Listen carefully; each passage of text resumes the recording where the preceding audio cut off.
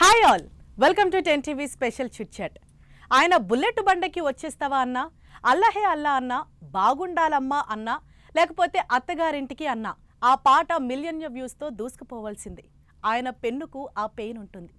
అందుకే love failure అయిన ప్రతి ఒక్కరికి ఆయన రాసిన పాట కనెక్ట్ అవుతుంది.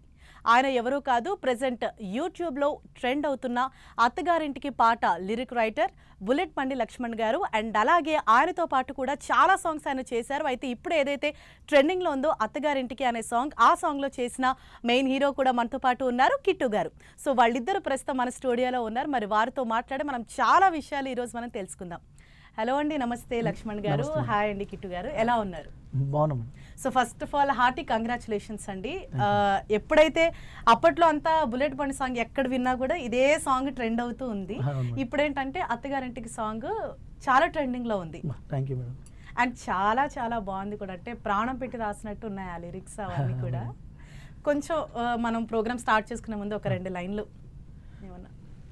నువ్వు నాకు కానరావే అని ఎవరి కంటబడకుండా నేను వెళ్ళిపోతున్ననే, నువ్వు నాతో మాట్లాడలేవే అని ఎవరితో మాట్లాడకుండా నేను వెళ్ళిపోతున్ననే, నువ్వు ఈ లోకంలో లేనలేవే అని నేను ఈ లోకాన్ని వదిలేసిపోతున్ననే, నువ్వు పువ్వులు అల్లుకొని పోతున్నవే అత్తగారింటికి, నే పువ్వులు జల్లుకొని పోతున్ననే కాలే కాటికి, నువ్వు పువ్వులు జల్లుకొని పోతున్నవే అత్తగారింటికి, నే పువ్వులు జల్లుకొని పోతున్ననే కాలే కాటికి.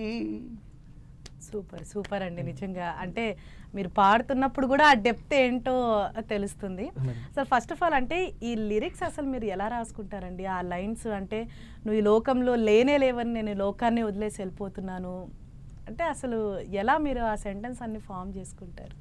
లేదు మేడం, ఫస్ట్ ఆఫ్ ఆల్ మనం పాట రాస్తున్నప్పుడే ఏ పాయింట్లో రాద్దాం అనేది డిసైడ్ అవుతాం కనుక ఫస్ట్ ఆఫ్ ఆల్ రాస్తున్న వ్యక్తి ఆ పాయింట్లో అంటే అనుకున్న చెప్తున్న టాపిక్లో నేను అని ఫీల్ అవుతా. ఫస్ట్ ఆఫ్ ఆల్ నాకు జరుగుతుంది, నాకు అన్యాయం జరిగింది అన్నట్టుగా అక్కడ నేను ఏమంటారు రైట్, ప్రతి కవి పరకాయ ప్రవేశం చేసి అది నేను అని ఫీల్ అవుతాడు.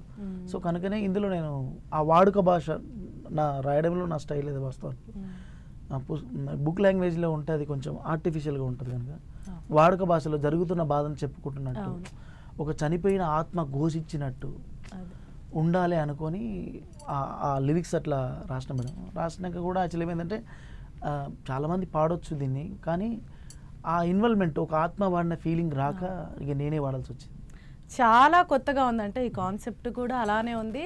అండ్ మీరు ఇంతాక అన్నట్టు వాడుక భాష అన్నది అందుకనే చాలా మంది కనెక్ట్ అవుతుంది. చాలా మందికి అందుకే కనెక్ట్. జనరల్గా వాళ్ళ పెయిన్ చెప్పుకుంటూ ఉంటారు, అవన్నీ ఒక పాట అయితే ఎలా ఉంటుందో ఈ పాట అలా ఉంది. అండ్ మెయిన్గా కిట్టు సూపర్, నిజంగా యాక్టింగ్ మాత్రం చాలా అంటే చాలా బాగా చేశారు. సూపర్, అంతే నో వర్డ్స్. ఇంకా అంత ఇన్వాల్వ్ అయిపోయి ఆయన కూడా, మీరు ఎంత అయితే పాడారో డెప్త్గా ఆయన కూడా అంతే ఇన్వాల్వ్ అయ్యి చేశారు. సో ఈ సాంగ్ మీరు చేస్తున్నప్పుడు అసలు మీకు ఎలా అనిపించింది? ఆ ఇన్వాల్వ్మెంట్ కానీ మీ ఆ ఫీలింగ్స్ కానీ అవన్నీ. నేను ఫస్ట్ అదృష్టంగా భావించాలి. థ్యాంక్స్ అన్న. ఇప్పుడు ప్రభాస్కి బాహుబలి ఎట్లనో, అల్లు అర్జున్కి పుష్ప ఎట్లనో, నాకు అత్తగారింటికి అనుకుంటా అంత అదృష్టంగా భావిస్తాయి. ఇక మాటలు చెప్పుకోలేరు. అంతమంది ఫోన్లు కూడా చేస్తారు. అసలు అన్న నన్ను హీరోగా ఒప్పుకుంటాడని నేను అనుకోలే. నా అదృష్టమే కదా. అంటే అసలు అవకాశం ఇది ఎలా వచ్చింది మీకు? అంటే మా ఫ్రెండ్ దిలీప్ అన్నకి ఒక 2-3 టైమ్స్ చెప్పిండు ఒకసారి కిట్టును పెట్టి చేద్దామన్నా అని. వాడి వల్లనే నేను అన్న దగ్గర ఇక హీరోగా అని చెప్పి, అన్న వాళ్ళ విలేజ్లో మైసమ్మ చెట్టు కింద ఉంటుంది, అక్కడ మొక్కుకొని నేను బొట్టు పెట్టుకొని అన్న దగ్గరకు పోయినా. అన్న ఏ టెన్షన్లో, మూవీ టెన్షన్లో ఉండు అన్న, నువ్వే హీరో అని చెప్పేసిండు. ఇక నా ఆనందం నేను అప్పటికి అనుగ్రహించారు. రైట్, మూవీ గురించి చెప్తున్నారు. మీరు ఒక మూవీ డైరెక్ట్ చేస్తున్నారని తెలిసిందా? ఎక్కడి వరకు వచ్చింది ఆ మూవీ? 2 షెడ్యూల్